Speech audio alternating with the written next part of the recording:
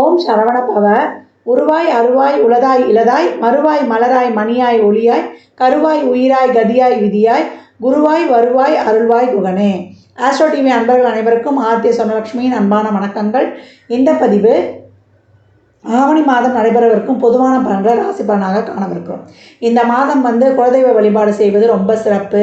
பூர்வ புண்ணிய ஸ்தானம் சிறப்பாக ஆக்டிவேட் ஆகிடும். ஏன்னா காலச்சக்கரத்தின் 5ஆம் அதிபதி சூரியன் இங்கே ஆட்சி நிலையை பெற்றிருக்கிறாரு. அதே போல் லாபாதிபதியும் ஆட்சி நிலையை பெற்றிருக்கிறாரு. இந்த காலகட்டம் நிறைய தான தர்மங்கள், இறை வழிபாடுகள், பெரியவர்களை மதிக்கும் பொழுது இந்த சூரியன் சனி தொடர்புலாம் பெரியவங்களை மதிக்கணுன்றதை நம்மளுக்கு கற்றுக் கொடுக்குறாங்க. அந்த மாதிரி தாய் தகப்பன் பெற்றோரை, அதே போல் நம்மளுடைய குடும்ப உறவுகளை கலத்துறதுக்கிட்டலாம் நம்ம ஒரு நல்லா பயணிக்கணும். ஒரு சண்டை சச்சரவுலாம் இல்லாமல் விட்டு கொடுத்து போகும்பொழுது ரொம்ப சிறப்பாக இருக்கின்றது. பதிவில் தெளிவாக இருக்குது. இந்த மாதம் ஆவணி மாதத்தில் குலதெய்வ வழிபாட்டையும் சூரிய வழிபாடையும் மேற்கொள்ளும்பொழுது முதல் தன்னம்பிக்கை தைரியம் வந்துடும் அப்படின்னு சொல்லலாம். பதிவை பொறுமையாக முழுமையாக கேளுங்க. நிறைய இறை வழிபாடுகள்லாம் இந்த மாதத்தை ஒவ்வொரு ராசிக்காரருக்கும் தனியான வழிபாடுகள் சொல்லியிருக்குது, பரிகாரமும் சொல்லியிருக்குது. அதெல்லாம் பின்பற்றும் பொழுது எப்பேற்பட்ட சூழ்நிலையையும் சிறப்பாக கடந்து வந்துடலாம். இந்த மாதம் காணப்படக்கூடிய கிரகநிலைகள் பார்த்திங்கன்னா, காலச்சக்கரத்தின் 2ஆம் இடம் எனும் ரிஷபத்தில் செவ்வாய் குருமங்கள யோகத்தோடு அருமையாக ஆரம்பிக்கும். அதே போல் 5ஆம் இடத்தில் சூரியன் ஆட்சி, கூடவே சுக்கிரன். அவர் 8ஆம் தேதி கன்னிக்கு சென்று நீச நிலையை அடைவார். குரு பார்வை இருக்கிறதுனால அவர் கொஞ்சம் சுகமான பலன்களை தருவார். தாக்கம் அவ்வளவா இருக்காதுன்னு எடுத்துக்கலாம். புதன் கடகத்தில் இருக்கார். 12ஆம் தேதி வக்ரம் முடிவாகும். அவரே 19ஆம் தேதி சிம்மத்துக்கு உட்காருவார். ராகு மீனத்தில் இருக்கிறாரு. ஏற்கனவே வக்ரம் பெற்றிருக்கிறார் சனி. சந்திரன் நமக்கு தனுசில் உத்திராட நட்சத்திரத்தில் உதயமாகிறார். செவ்வாய் இந்த மாதம் 19ஆம் தேதி மிதுனத்திற்கு சென்று அமர்வார். இந்த கோள்களின் கோச்சார நிலையால் 12 ராசிகளும் சந்திக்கவிருக்கும் சுபமான பலன்களையும் எப்படிலாம் பக்குவமாக நடந்து கொள்ளணும் என்பதையும் இந்த பதிவுகளில் தெளிவாக காணலாம். கும்ப ராசி கும்ப லக்னத்திற்கான பலன்களை காணவிருக்கிறோம். இந்த ஆவணி மாதம் எப்படி மிக சிறப்பான செயல்பாடுகளை செய்து கொள்ளலாம். கும்பராசிக்கு செய்ய முடியுமாம்மா? 7 சனியில் அப்படியே 2 கையை 2 காலை கட்டி போட்ட மாதிரி இருக்குது. வேலை இல்லைன்னு சொல்ல முடியாது, இருக்கிற வேலையே செய்ய முடியல, மூளையே வேலை செய்யலை. எந்த டிசிஷன் எடுக்கிறது, எந்த முடிவு எடுக்கிறதுனும் தெரியலம்மா. ஏதாவது ஒரு வகையில் நான் உழைக்கணும் செய்யணும்னு ரெடியாக இருக்கிறேன். ஆனால் ஒரு தடங்கள் ஏற்பட்டு கொண்டே வருது. அதுலேயே நான் சோர்ந்து போய் உட்காந்துடுறேன். எதுவுமே பேச முடியல. வாயை திறந்தாலே குற்றங்கள் தான் கண்டுபிடிக்கிறாங்க. நீ சொல்லிடாத, நீ பேசிடாத, நீ அமைதியாக இருந்துரு, வாயே திறக்காத அப்படின்னு தான் நாங்கள் குடும்பத்துலேயும் கேள்விப்படுறோம், வெளியிடங்களையும் கேள்விப்படுறோம். வேலை செய்கிற இடங்கள்லாம் யார் எப்போ நம்மளுக்கு போட்டு கொடுக்குவா, நம்ம வேலைக்கு எடுக்கிறதுக்கு பார்ப்பாங்கன்னே சொல்ல முடியல. கொஞ்சம் திறமையாக செயல்பட முடியல. முடிஞ்சாலும் போட்டி பொறாமைகள் ரொம்ப ஜாஸ்தியாக இருக்குது. கடன் வாங்காமல் இருக்கணும்னு பார்க்குறேன். திடீர்னு எதிர்பாராமல் ஒரு செலவு வந்துடுதுமா. எப்படி தான் இந்த செலவை நான் கட்டுப்படுத்த போகிறேன்னு எனக்கு தெரியல. எப்படி இருந்தாலும் ஏதாவது ஒரு வகையில் எனக்கு இல்லை உடம்பு முடியாமல் ஆகிடுது, என் குடும்ப உறுப்பினர்களுக்கு உடம்பு முடியாமல் ஆகிடுது. மனம் பாருங்கள், இந்த மனம் இருக்கிறது ஒரு மனசு. அந்த மனசில் நான் எவ்வளோ கவலைகளை விதைப்பது, அது எவ்வளோ தாம்மா தாங்கும் அப்படின்னு அவங்கக்கிட்ட போயிட்டிங்கன்னா ஒரு பெரிய ஒரு மூட்டை வச்சுருப்பாங்க. ஒரு கதை கூட சொல்லுவாங்க இல்லையா, இறைவன் சரி என்ன என் வாழ்க்கை எவ்வளோ கஷ்டப்படுறேன்னு எல்லோரும் கேட்கும்போது, சரி அவங்கவுங்க வச்சுக்கோங்க, உங்கள் பாவ மூட்டையெல்லாம் வச்சுக்கோங்க, இந்த லைட்டை ஆஃப் பண்ணிடுறேன், மாற்றிக்கலாம், எக்ஸ்சேஞ்ச் பண்ணிக்கலான்னும் போது யாருமே எக்ஸ்சேஞ்ச் பண்ணிக்கலாம். அந்த மாதிரி நம்ம ரொம்ப கஷ்டமாக இருக்குதுன்னு எடுத்த கஷ்டத்தை கேட்க போனால் அவங்க நம்மளுக்கு மேலே இருப்பாங்க. இந்த 7.5 சனி அஷ்டம சனிலாம் தான் நம்மளுடைய கர்மாவை தீர்க்கக்கூடிய காலகட்டங்கள். நம்ம நினச்சிக்கிட்டு இருக்கோம்ல, நம்ம செய்கிற தப்பு நம்ம எண்ணங்களால் மற்றவருக்கு தீங்கு நினைத்தாலும் செயல்களால் தீங்கு நினைத்தாலும் நம்ம அதற்கெல்லாம் ராகு கேது இப்போ உட்காந்துருக்க பாவம் நான் மீனத்துலேயும் நம்ம கண்ணிலையும் ஒவ்வொரு 1.5 வருஷத்துக்கும் அந்தந்த பாவத்தில் வரும்போது அந்த பாவத்தில் எழுதி விட்டு போயிடுவார். இதெல்லாம் எப்போ நம்ம தண்டனை பெற போகிறோம் அப்படின்னும் போது இந்த 7.5 சனியில் ஜென்ம சனியில் அது ரொம்ப அஷ்டம சனியில். அப்போ ஜென்ம சனியும் வச்சு செய்யும். உள்ளூர்லேயே இருக்க மாட்டான், இடம் கண்டிப்பாக மாறி போயிடுவான். ஒரே சனியில் கட்டுக்கடங்காத செலவு. ஜென்ம சனியில் அவன் இருக்கானோ இல்லையான்னு நம்ம வலை போட்டு தேடினான். அந்த மாதிரி இருக்கும். அவன் வீட்டில் இருந்தாலே அவன் தனிமைப்படுத்தப்பட்டவனாக இருப்பான். ஒரு தனிமையில் போயிடலாமா, எங்கேயாவது போயிடலாமா அப்படின்னு சொல்லிட்டு. ஆனால் வந்து பயப்படுத்துறதுக்கு கிடையாது. அந்த காலங்கள்லாம் நம்ம கடந்து வரணும். அப்போ எப்படி பண்ணணும்மா, நல்லா வந்து ஒரு சிந்தனைகள்லாம் இருக்கணும். இப்போ என்னென்னா நமக்கு வேலையில் வந்து நான் வந்து இவ்வளோ நாள் வந்து ஒரு பிரச்சனை, ஒரு வேலைக்காக முயற்சி செய்கிறேன், அந்த வேலையை எனக்கு வந்து கிடைத்த பாடலை, கிடைக்கிற வேலையோ ஏதோ போய் செய்யணும், ஜீவனம் வேணுமென்னாலும் என்னால் செயல்பட முடியல அப்படின்னு தவிர்த்திருந்தவர்களுக்கெல்லாம் இந்த காலகட்டம் அந்த 7ஆம் இடத்தில் சூரியன் ஆட்சியாக இருக்க போகிறார். ஏற்கனவே குரு வந்து 10 பார்த்து கூட பிரச்சனைகள் சமாளிக்க முடியல அப்படின்னு புலம்பிக் கொண்டிருந்தவர்களுக்கெல்லாம் இப்போ அந்த வேலை பளு குறையும். வேலையில் நிறைய பளு இருக்கும். இவ்வளோ இந்த நேரத்துக்குள்ளே இதை முடிச்சு கொடுக்கணுன்னு வேறு ப்ரெஷராக இருக்கும். ஏற்கனவே சனி வேறு வக்ரமாக இருக்கிறார். அந்த தொழில் காரக கிரகம் நம்ம ராசி லக்னத்திலேயே 10ஆம் இடத்துக்கு வந்து குருவும் சனியை பார்த்தா கூட வேலை பலம் என்னால் செய்ய முடியல, வேலை நிறைய இருக்குது, யோசிக்க முடியல, யோசித்து அதை எப்படி நான் செய்யணும்னு தெரியல, சரி வேலை இருந்து நான் போனாலும் உடல் ஆரோக்கியம் பாதிக்கப்படுது, ஏதாவது ஒரு இந்த டைமுக்குள்ளே நான் அதை முடிச்சுடுவேன், நானே வந்து ஒரு உத்வேகமாக போகிறேன், அதை முடிக்க முடியல அப்படின்னு ரொம்ப கவலைப்படுவாங்க. இப்போ செவ்வாய் 4ஆம் பார்வையாக 7ஆம் இடத்தையும் பார்க்கும் மாத ஆரம்பத்தில். அதே போல் நம்மளுக்கு சூரியனும் வந்து ஆட்சி நிலையை அடைஞ்சிருவார். சனியுடைய பார்வையும் இருக்குது. இந்த சனி சூரியன் பார்வையில் தொழிலுக்கு நல்லா இருக்கும். இனிமேல் வந்து என்ன சொல்கிறது, தன்னம்பிக்கை வந்துடும். சரி நம்ம இனிமேலும் லேட் பண்ணிட்டோம், நம்மளுக்கு முன்னாடி எல்லோரும் போயிட்டாங்க, இப்போயே நம்ம போய் அதை பிடிக்கலன்னா வேலைக்கு ஆகுது. ஏன்னா அந்த ஒரு ஸ்ட்ரெஸ்லேயே உட்காந்துருவோம். பைத்தியம் பிடிக்காது. புதன் வேறு வக்கரம் ஆகிட்டார். 5 ஆழ்மனதுக்கு காரகன். அதான் சொல்கிறேன், நம்மளை பார்த்து பேர் பைத்தியன்ற மாதிரி இருக்கும். ஒரு பிரம்ம பிடிச்ச நிலை, ஒரு பித்து பிடிச்ச நிலை, அது அவங்களுடைய நிலையை சொல்லவே முடியல. பெண்கள்லாம் இன்னும் கேட்கவே வேணாம், கண்ணீரும் இதுவுமாக தான் இருப்பாங்க. அவ்வளோ ஒரு கஷ்டம் குடும்பத்தில். இவ்வளோ எல்லாருக்காக உழைச்சி காலைல எழுந்து பிள்ளைங்கள பார்த்து வீட்டுக்காரை பார்த்து அவ்வளோ செஞ்சு கொடுத்தா நம்மளுக்கு வந்து நீ என்ன பண்ண வீட்டில்னு ஒரு கேள்வி கேட்கும்போது வீட்டில் தானே இருக்கிறேன்ருவாங்க ஒரே வார்த்தை. இப்போ இந்த மனம் படுற பாடு இருக்கும் பாருங்கள், அது அந்த கேட்குற பெண்களுக்கு தான் தெரியும். இன்னும் வேலைக்கு போகிற பெண்களுக்கு சொல்லவே வேணாங்க, வேலையிலையும் அங்கே ஃபேஸ் பண்ணணும். இவ்வளோவும் கடந்து வரணும் இந்த கும்பராசிக்காரர்கள். அப்போ இந்த மாதத்தை பொறுத்த வரைக்கும் தொழிலில் இந்த பிரச்சனைகள் படிப்படியாக குறையும். தொழிலை செய்யலான்ற ஒரு புத்தி ஓட்டம் வந்துடும். கொஞ்சம் நம்மளுக்கு வந்து உத்வேகம், தொழிலில் வந்து கவனத்தை செலுத்துருங்க. பிரச்சனைகள் குடும்பத்தில் இருக்கும் உறவுகள்கிட்டையும், நம்ம வந்து ரிலேஷன்ஷிப்கிட்டையும், நம்ம கணவன் மனைவிக்கிட்டையும் நிறைய விட்டு கொடுத்து போகணும். ஏன்னா நீங்களும் விடாப்பிடியாக கொஞ்சம் கோபமாக இருக்கும், கொஞ்சம் அடம்பிட்டு இருக்கும். நம்ம பொண்டாட்டி சொல்லி என்ன கேட்குறதுன்னு, பொண்டாட்டியும் வந்து நான் புருஷன் சொல்கிறத கேட்க மாட்டாரான்னு அங்கே வந்து அவங்களும் வந்து நிற்பாங்க. நீங்கள் வந்து அப்படியே கேட்குறது வந்து வெளியவே தெரியாது, அப்படியே சைலண்ட்டாக கேட்டு போயிடுவீங்க. அவங்க அந்த ஒரு வார்த்தைக்கு அவங்களுக்கு கோபம் வந்து ட்ரிகர் ஆகிடும். அது வந்து சூரியனுடைய வீடு இல்லவா, அது ஒன்று சொன்னாலே அது அதுக்கு மேலே டென்ஷன் ஆகிடும் அந்த பார்ட்டி.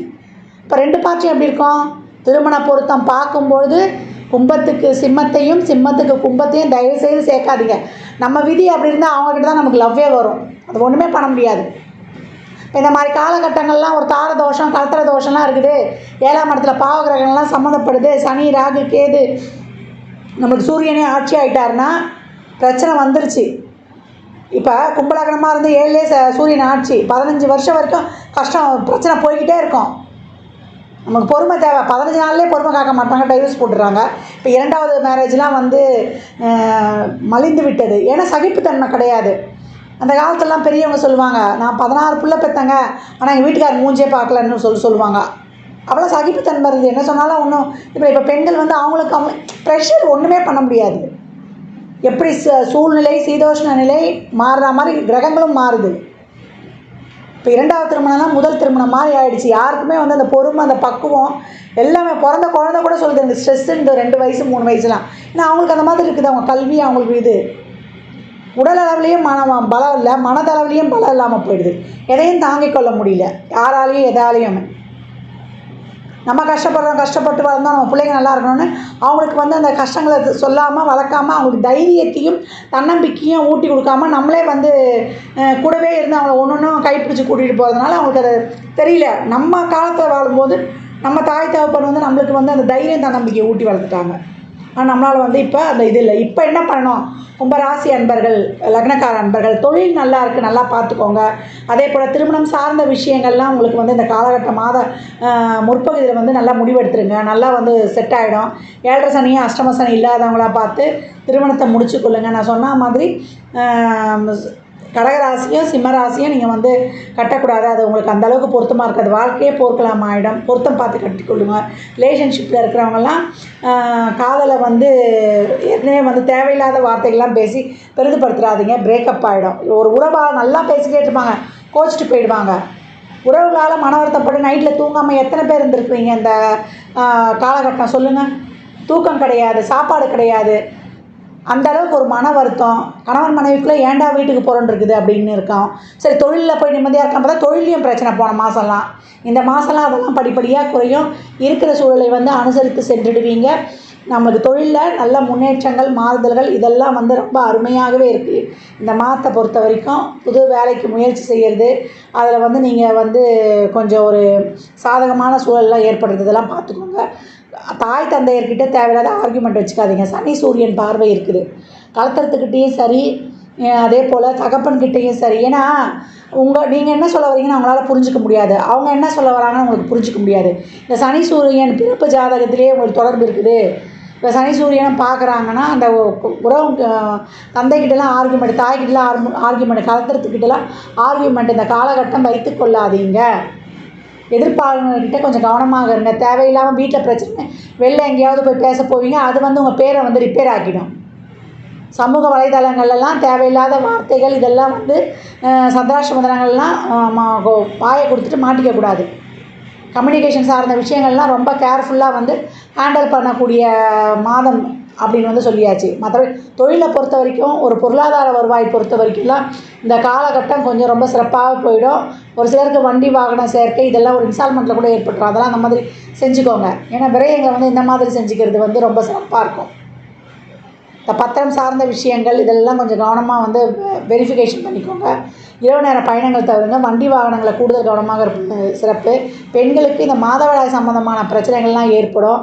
அதே போல் இந்த நம்ம பாரம்பரிய நோய்கள் அதெல்லாம் வந்து ஒரு சிலருக்கு வந்து கொஞ்சம் படுத்தும். இதெல்லாம் வந்து கொஞ்சம் கவனமாக இருக்கணும்.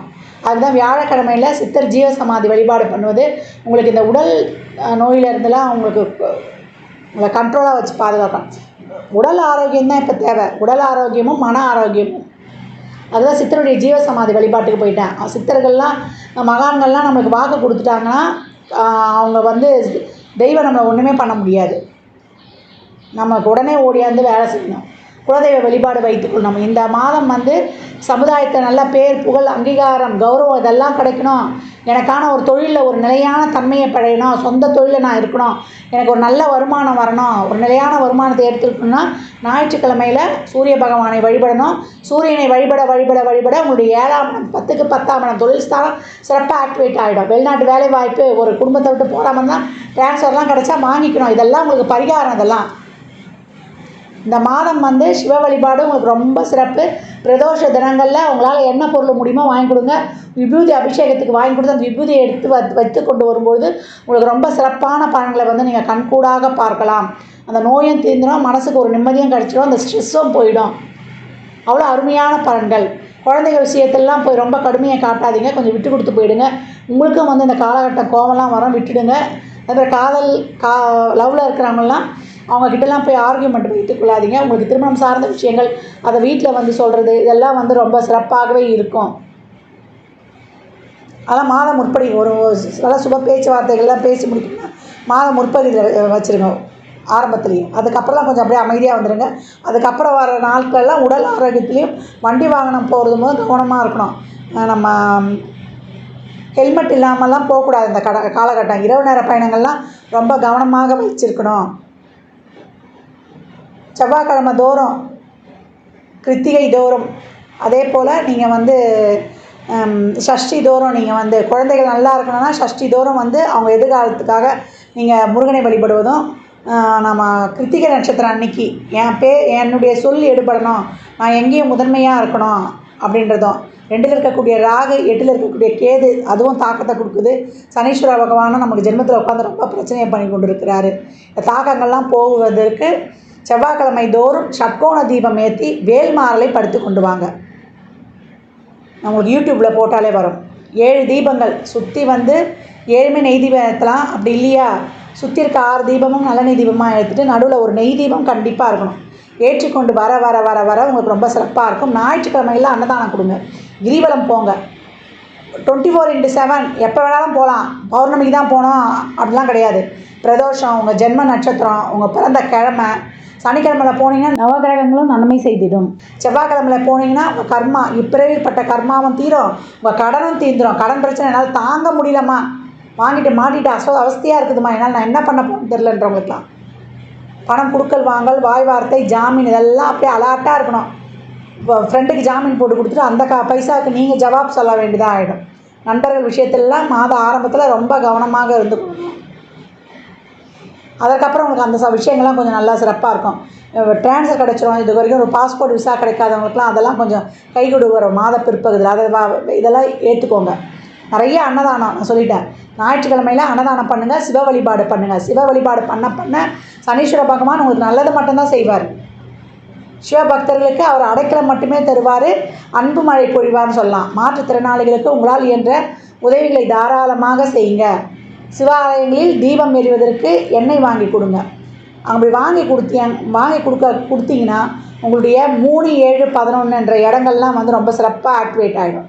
லாபம் கிடச்சிரும், முயற்சி வெற்றி ஆகிடும், ஒரு நிரந்தரமான ஒரு தொழில் வந்து உங்களுக்கு உண்டாகிடும். கும்பத்திற்கு இந்த மாதம் வந்து ரொம்ப சிறப்பான பலன். ரொம்ப பொறுமையாக, பக்குவமாக, நெளிவு சுழிவாக உறவுகள்கிட்ட, தொழில் செய்கிற இடங்களில், சமுதாயத்தில் எல்லார்கிட்டையுமே வந்து ரொம்ப அலர்ட்டாக இருந்துருங்க. யாரையும் வந்து பகைச்சி கொள்ளாதீங்க. உங்களுக்கு சட்டுன்னு கோவம் வந்துடும். ஸ்ட்ரெயிட் ஃபார்வர்டான ஆள். அதனால் கவனம் அதில் மட்டும் தேவை. உடல் ஆரோக்கியம், கவனம். அப்படியே அதை திருப்பி சொல்லி அண்டர்லைன் பண்ணுறேன். ஏன்னா என்ன கஷ்டம் இருக்குன்னு அதை வந்து நான் நிறைய பேரை பார்க்குறேன். அதே ஒரு முதல் ரவுண்டாக இருக்குதுன்னா பசங்க படிக்கவே படிக்காது. அவங்களுக்குலாம் வந்து நம்ம ஹயக்ரீவர் மந்திரம் சொல்கிறது இப்போ நல்லாயிருக்கும் படிப்பு. இது வரைக்கும் ஞாபக மறதியாக இருந்தோம், படிக்க முடியல, என்னால் எதுவும் செயல்பட முடியலன்றவங்களுக்குலாம் இந்த மாதம் உங்களுக்கு பிற்பகுதியிலேருந்து கொஞ்சம் நல்லாவே கொஞ்சம் சிறப்பாக இருக்கும். மாணவர்களுக்கு மாத முற்பகுதியில் உங்கள் படிப்பு சம்மந்தமான எந்த முயற்சியும் எடுக்காதீங்க, பிற்பகுதியில் எடுத்துக்கோங்க. தொழிலெலாம் நல்லா வந்துடும், அருமையாக வந்துடும் இந்த மாதத்தில். உறவுகள்கிட்ட தான் நான் அதை தான் சொல்கிறேன். எல்லாருக்கிட்டையும் வந்து நம்ம இந்த அளவுக்கு இருக்கோம் ட்ரூத்ஃபுல்லாக, அந்த இடத்துல நம்மளுக்கு வந்து ஒரு உண்மை கிடைக்கலன்னா எதிர்பார்க்காதீங்க. நீங்கள் நல்லது செஞ்சு உண்மையாக இருந்து ஒரு விஷயம் வந்து உங்களை விட்டு போகுதுன்னா அது வந்து நம்ம கடனை கட்டிட்டோம், போன ஜென்மத்தில் அவங்களுக்குலாம் கடன் பட்டிருக்கோம்னு நினச்சிக்கோங்க. கும்பம், இந்த மாதம் உங்களுக்கு ரொம்ப அருமையான பலன்கள். கலத்திரத்துக்கிட்ட விட்டுக்கிட்டு போகணும், போர்க்கொடி தூக்கக்கூடாது, சமாதான கொடி தான் நம்ம காட்டணும். ஞாயிற்றுக்கிழமை தோறும் நீங்கள் வந்து ஒரு அம்பாள் வழிபாடும் செய்யும்போது உங்களுக்கு அனைத்து விதமான பலன்களும் கிடைக்கும். சிவன் கோயிலுக்கு போயிட்டீங்கன்னா அம்பாளாக இருப்பார், சிவனாக இருப்பார், சூரிய பகவானாக இருப்பார். ஒரு கல்லில் 3 மாங்காய் அப்படின்லாம். இந்த பலன்கள்லாம் கோள்களின் கோச்சார நகர்வை வைத்து சொல்லப்பட்டிருக்கு.